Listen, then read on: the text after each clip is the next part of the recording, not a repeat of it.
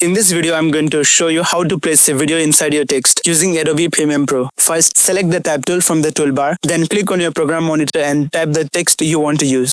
Once you have typed it, head over to the Essential Graphics panel. Here, you can change the font style, size, color, and alignment of your text and make it look just the way you want.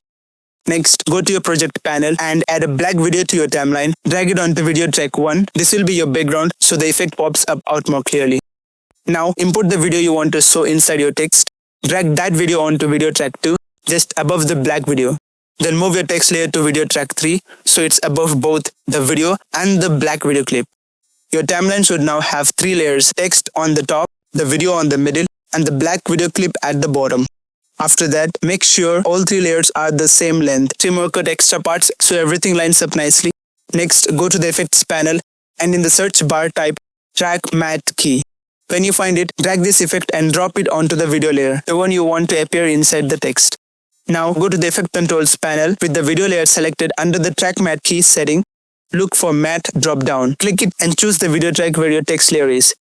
In our case, video layer 3.